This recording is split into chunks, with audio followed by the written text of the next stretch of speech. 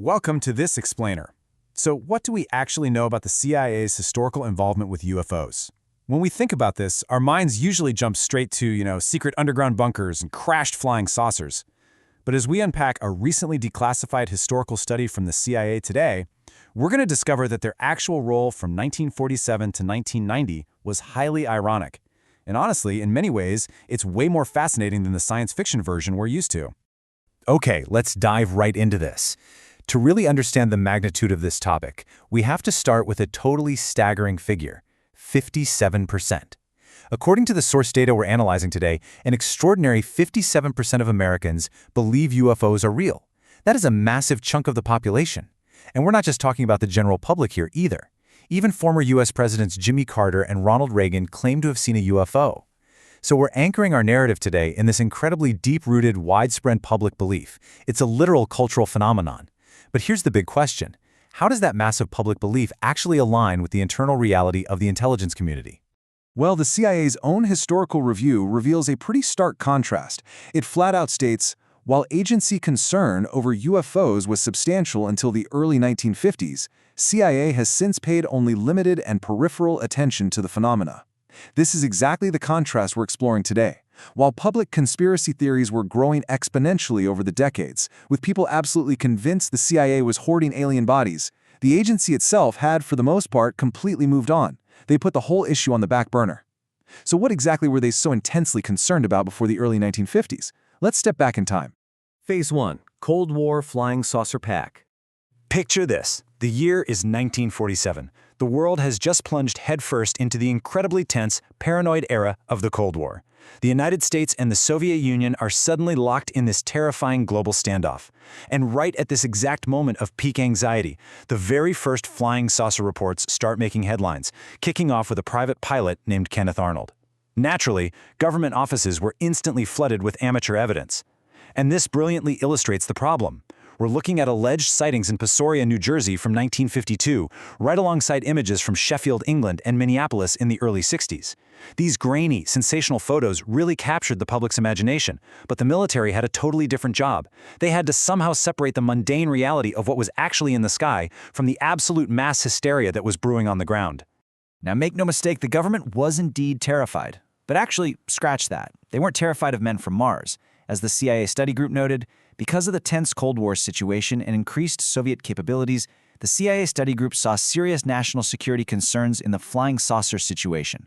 They were hyper-focused on two very terrestrial things. First, that these bizarre objects might be brand new, highly advanced Soviet weapons, and second, that the Soviets might use this growing UFO hysteria to deliberately overload the U.S. air warning system.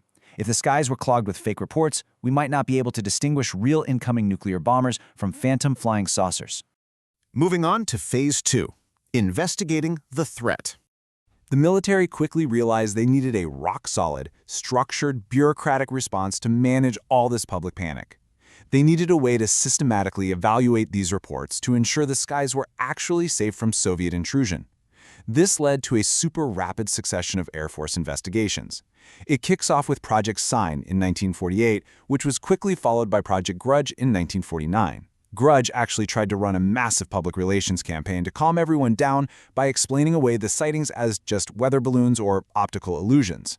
Then, in 1952, they launched the one you've probably heard of, Project Blue Book.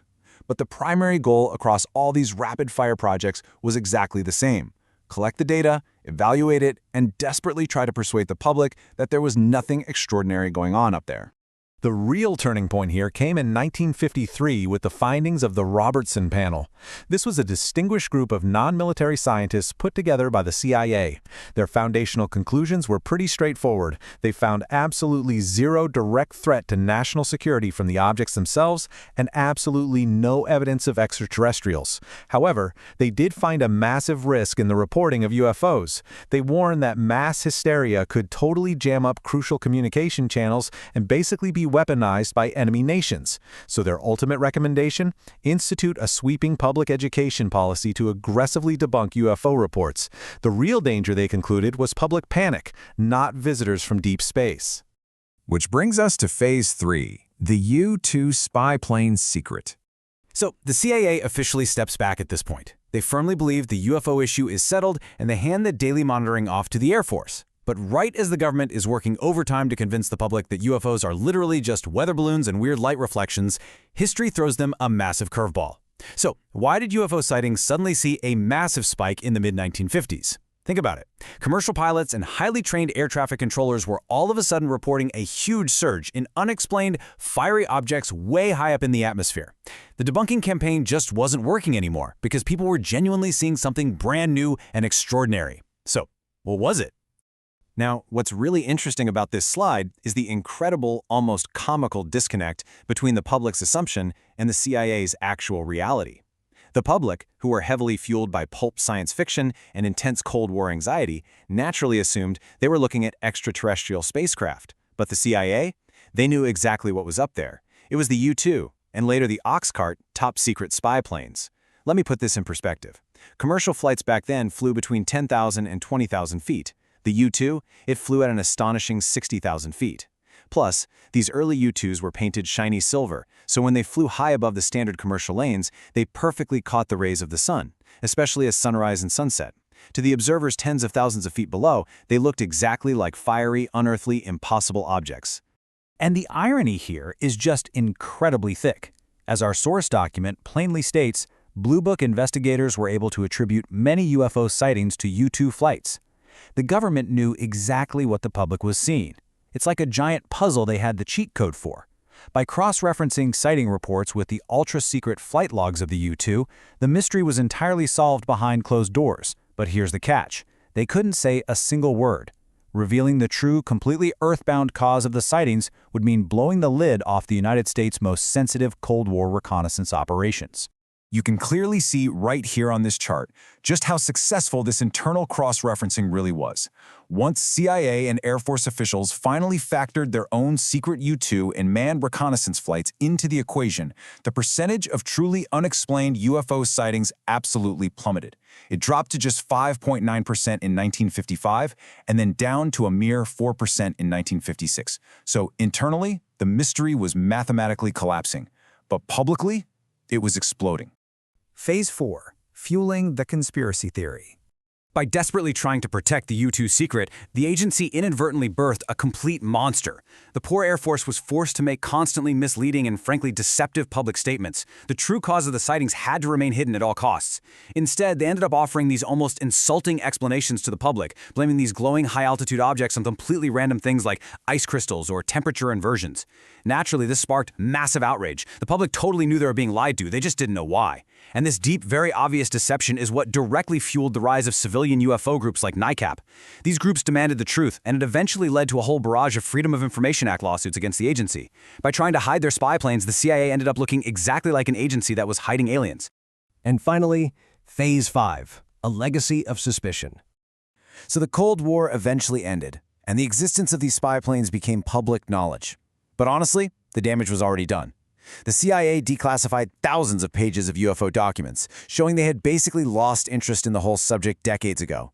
Yet the public trust was completely broken. The source document concludes with this incredibly sobering thought. Like the JFK assassination conspiracy theories, the UFO issue probably will not go away soon, no matter what the agency does or says. It's left this permanent scar of distrust.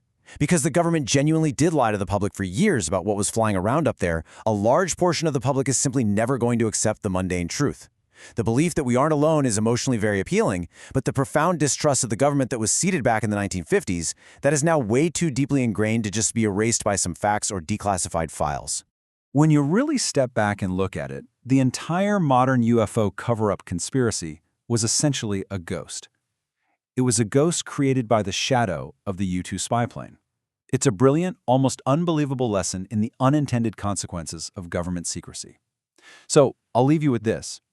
If the CIA created a massive, decades-long cultural conspiracy simply by hiding high-altitude test flights, what might today's classified secrets be inadvertently creating in the public imagination? Keep that in mind the next time you look up at the sky. Thanks for joining me for this explainer. I'll see you next time.